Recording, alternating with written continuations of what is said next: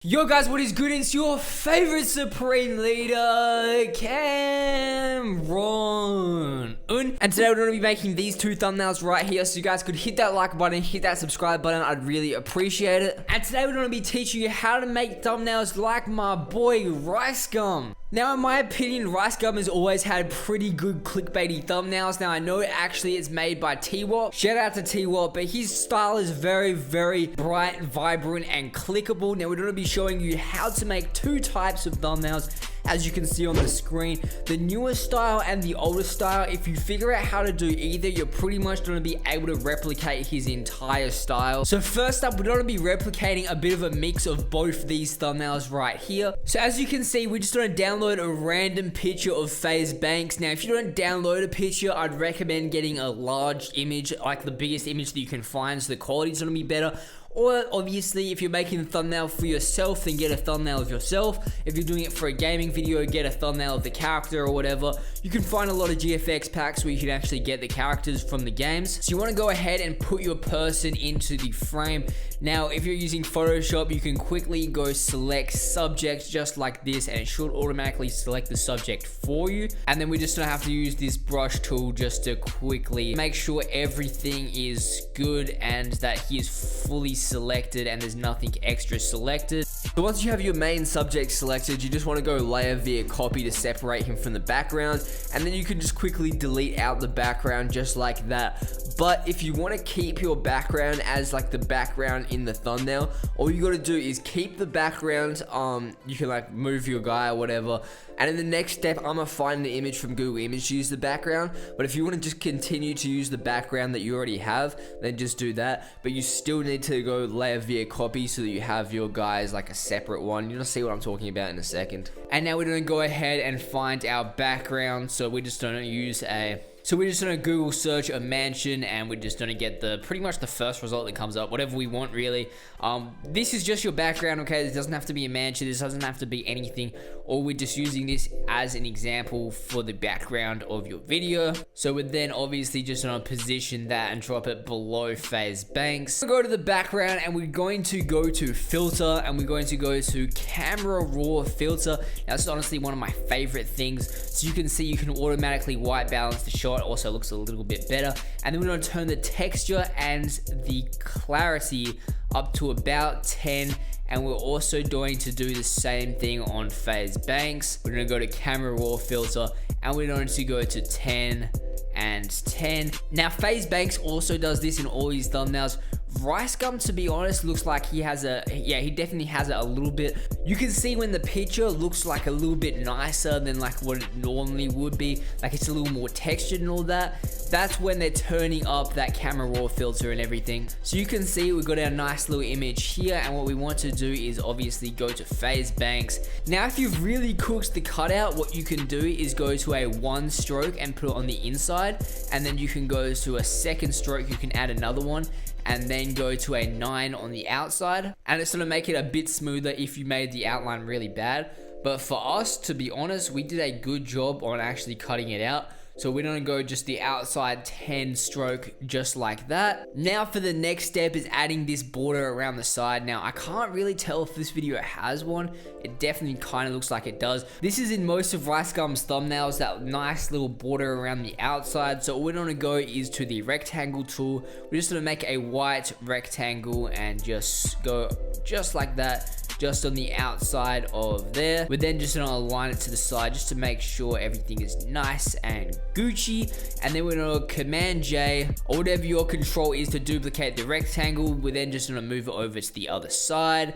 We're gonna duplicate it again, and then we're gonna click Command T or whatever your command for transform is. We're then gonna change the angle to 90 degrees up the top, and then we're going to just put it on the bottom. Now again, if you don't have your settings lined up the same way that I do, it's alright. All you gotta do is, you can literally rotate it manually, but I just don't know, I just can't rotate it manually to a direct 90 degrees a lot of the time. But you may be able to. A lot of the time your rotation settings might just be in a slightly different place. Again, we're just gonna Command J, or Again, we're just gonna duplicate that bottom little white line right there, and then we're gonna move it up to the top, and we have our white border. Now we're gonna select all the rectangles and we're going to merge shapes. So you can see now we just have one giant border. We then want to go over to our, whatever this thing is called, where you can change all these settings right here, and we're gonna move it down to an overlay. Now you can see this is gonna give you that really cool light effect around the sides. Now with this picture, it doesn't make too much of a difference. You can see you definitely tell a difference, but it's nothing crazy. And now we're going to change this to add a drop shadow. We're gonna add a drop shadow to the border. And you can really mess around with this as much as you like, really. You want to put the distance on 0. You want to change the blend mode to soft light if you haven't already. I like the opacity 35, to be honest. And then you can kind of just mess around with it. So we're then going to add a new layer and make it a adjustment layer. So just new adjustment layer. And we're going to change the brightness and contrast. So you can see we're going to create a new adjustment layer for the brightness and contrast over the new rectangle that we just made. And then we're going to add about 10 brightness and just move the contrast down, I guess. Maybe a little up. Yeah, kind of just mess around with it, see how you like it. Again, it's all personal preference really, so it doesn't really matter too much. Now you gotta remember the purpose of the thumbnail is to get clicks, so the brightness is definitely gonna make it more noticeable. Just like RiceGum's thumbnails, they really do stand out. He definitely adds a lot of brightness. So now as you can see in this thumbnail, he has a little pink behind him. But in this thumbnail, he has no color. So we're gonna do what he does in this thumbnail to add a little color behind him. So we're just gonna add a new layer. And we're going to move it just behind Faze Bank and over the backgrounds. We're then going to go to our paintbrush tool. We're going to turn it up. I like putting the harshness down. I know, I feel like it's just more satisfying to do. And now you can change this to whatever color you like. He really does. The best colors I find are generally like the reds, pinks, yellows, just vibrant colors. There's a few oranges that he uses that looks good. So for this example, he uses pink in his thumbnail. You can see right there, but we're just gonna chuck in a bit of orange, to be honest, and we're just going to paint this side just like that. Looks nice and cool. We're then gonna go back to this orange layer, go back up here and change it to a soft light. Now you can see it gives it that really nice orange look just over the side. And another thing I forgot is you want to add a small little drop shadow to all the people as well. You got a little person in the background, add a little bit of a drop shadow. With these settings, it's fine. Again, you can play with it as much or as little as you like. Now we're making this thumbnail right here. So we're gonna get the Faze logo and a text message up here. Okay, guys, so I'm just going ahead and downloading the Faze logo. Obviously, if you've got your own logo, you can do it. If you've got any sort of logo, you can put it in the corner, but you know, it's really just to show that it's Faze house or whatever. There's no other real reason that RiceGum would add it. But you can see RiceGum actually has a white Faze outline. So I'm gonna show you a way to quickly change the outline if you wanted to. It's actually very self-explanatory, very simple. All you want to do is go to stroke and then you want to change it to an inside stroke. And all you want to do is just line it up. See if you can see the black lines. You can see we've got 6 there. Change it to a 7 and now you can't see the black line. We have a white border. And he also seems to have added a drop shadow to it. So we're just going to go ahead and do that as well.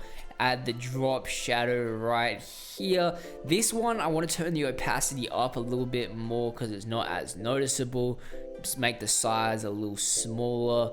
Yeah, for this one, we're going to turn the spread up to 100 because it's like more, we want more of that outline kind of look. And we're going to just put it like that. And then we're going to move the size way down because it's way more defined. And now we have like a nice little drop shadow border.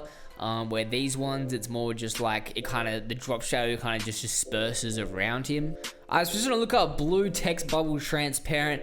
This one looks pretty good. Anything that you really like the look of, and then we're just gonna go save image as, or you download if you're on PC or whatever is easiest for you on your operating system. But then gonna drag this over to here, and you see we get a nice little text box like this. Now, if we look at RiceGum's thumbnail, his text box is a little bit of a nicer blue, so I'm gonna go ahead and try find a similar blue. So what I'm gonna do to find this similar blue is I'm gonna actually click on the blue that we have, and then just go to a bit of a lighter section. And then I'm gonna rasterize my layer. You can see I already did that. And then we just go to the paint bucket tool and paint it that color. So now we want to flip it horizontally so that we've got it on the right side. Obviously, if you've got it on your character on the other side, then you just want to do that. So we're just gonna make it a little smaller for us. Move this down the bottom, and as you can see, he's also using another more defined drop shadow on here, but not quite as defined as on the Faze logo. So we're gonna go over to the drop shadow, and now we're gonna turn the spread probably to about a 75. Turn the size up a little bit more, probably towards like a, I think I'm liking the look of a 10 on the drop shadow, as you can see right there. And now we just got to go to our text and type in whatever we want just above. Oh, another thing I forgot is you want to change the text color back to white. Otherwise, you don't have blue text and it's not going to show up. So, yo, why can't I live here? Move this text into the box. Oh, we need to add the question mark, obviously. Question mark, and move it into the box. You just want to try to find it centered. The zooms. I find that zooming in always helps me to get that nice and center in the middle. And then if the box is a little bit too big, we can just squish it down just a tiny bit, and then just move the text back into the middle. So as you can see right here, we got a pretty good thumbnail. If I'm being 100% honest, this turned out really good. If you guys want the project file, it will be in the descriptions. You know, you can check that out, get it for free. Okay, so next we're gonna go for a more thumbnail that's kind of inspired by this right here. Now, we're gonna be using a lot of the things from this. So what we want to do is start a new file. Now I'm just going to be dragging and dropping some stuff that we used from the previous thumbnail. So I would recommend saving your first thumbnail. I'm actually going to be leaving these two thumbnail project files in the description if you want to download them, so you can actually just get all the stuff off that. But we're pretty much just going to be copying the sharpness layer and the background. You're gonna see in a second, but we're gonna go for something kind of like this. So we're getting a picture of RiceGum, and let's get a picture of my boy Logan Paul. This is gonna be a good picture for this little topic right here. So I'm gonna save this image as, and we don't need a little background. It can kind of be anything, to be honest. Doesn't really matter too much, especially in an image that we're gonna be doing that's like this. So let's just get this image right here. So we're gonna save this, save as, and now we're gonna be doing all the same stuff that we did at the start. So we're just gonna be going over and adding our background, cutting out everyone, adding the camera raw filter, all of that kind of stuff. So I'm gonna be back with you guys in just a second. Okay, so I actually changed my mind for this background. We're not going to keep it like this. We're actually going to go to filter, and we're going to add a Gaussian blur to it. So we're just going to go Gaussian blur. Now, depending how much you want the background intact, you can do whatever you want. But for us, we don't really want it intact at all. So we're going to go to a 10, and you can see it blurs them out nice and good over there. I'm going to go back to the other one, and we're just going to copy the back. And we're just gonna copy the border. Considering it's the same size, it's the exact same thing. If you guys wanna remake it, you can do it however you want. And then we're gonna add the exposed picture right here. Now we wanna crop it into more of a rectangle. So we're just gonna do just a nice little rectangle, kind of just like that. Maybe that's need a little wider. Just like that. And we're gonna go layer via copy, and now we can delete the background image. Now we want to select the Logan Paul picture, as you can see right here. We're just going to move it over here, kind of just behind RiceGum. Obviously it's in front now, but we don't want to move it behind it. Then we're going to add a stroke, and we can change this probably to a 10, looks about good. Put it on the outside. And we're going to use a white line just because we're using a red background. But if you're using a different colored background, you could definitely use a red line. We're just going to do a white line right here. Maybe having it out of frame is not the best idea, so we're just going to move it in frame. And we're just going to drop it just behind RiceGum, so it's behind the border and everything fits in good. Again, we're going to go and get that brightness. We're going to grab that color correction that we did, just the brightness and contrast. And we're just going to paste it over the top of everything except for the rectangle, so we got the same brightness and contrast that we got on the last one. Again, we can change this now, move it up or down. So I probably want it a little brighter, and turn the contrast. Actually, no, turn the contrast up a little bit. And now to a part that makes RiceGum's thumbnails look so iconic. Again, we're going to use that paintbrush technique. So we're going to go over the backgrounds. We're going to add a new layer. We're going to go to the paintbrush tool. We're going to use a blue first, and then we're going to probably use a red on the other side. So again, just color this in however you want to. You know, we're actually going to add like a drop of blue here, I think, splash of blue there, and then we're going to go to our red, make that the brightest red possible, and then we're just going to paint in the other side. Probably wasn't the best idea that I chose RiceGum to wear a red hoodie. We're just going to go around these blue bits. Doesn't really matter too much what you're doing, as long as everything is painted. Now we can go over here and put it on a soft light. So now we have that background just like that. But not gonna lie, I'm not actually really liking these colors, to be honest. So what I'm gonna do is change this to a pink and a light blue maybe. You can see we're just gonna paint over this just like as so. You can change it however you want. It's not difficult at all. We're just gonna go back to normal for now, just so we can actually see what we are doing, because can't really see. Change this side to a pink, and then we're probably gonna go to a lighter blue, a very, very light blue like this. Let's see. Do it however you want. Again, we're gonna add some hints of blue, kind of just random. Okay, so as you can see, we're actually having a bit of problem here where I really just don't like the colors of this thumbnail. And that is because this background right here is a little too dark. So we're just gonna find a picture that's a little less dark. This picture should do good. You can see it's a lot brighter, and then we're just gonna move it to the background. So that might be a problem that you're experiencing as well. Again, easy fix, just switch the backgrounds out. And as you can see, the colors are now a lot brighter, but we don't really want that picture showing out that much. So again, we're gonna go to filter, and then we're just gonna turn the blur all the way up to like a 10, so that you really can't see what's happening. So now we're gonna move on to the steps of giving this a bit of a drop shadow. So for the drop shadow on this, we're gonna turn the spread up a little bit, turn all of the size up a little bit. Obviously, you gotta be bigger than the stroke around it.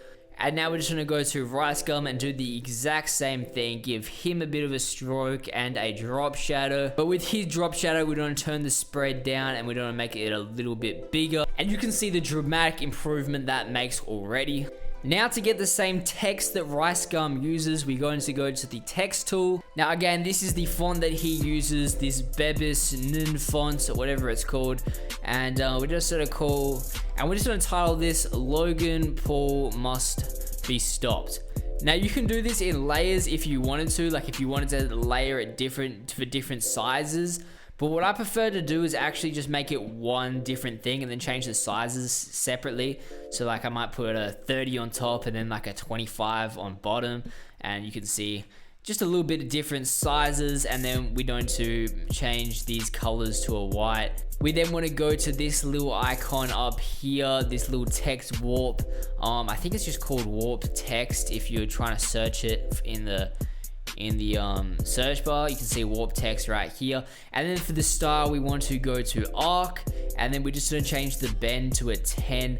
Now a lot of the time there might be different bends or whatever, but another cool thing that he does is he changes the horizontal distortion a lot. So we're just gonna turn that to like a -9. Again, you can kind of just mess with it however you want. Again, I don't really recommend trying to change the vertical distortion too much. So we're just gonna keep that on a 0. So now we're gonna go ahead into our text, and we're actually gonna duplicate our text. Now for the top one, we're just gonna go to effects, and we're going to add a stroke, an outside stroke of 5.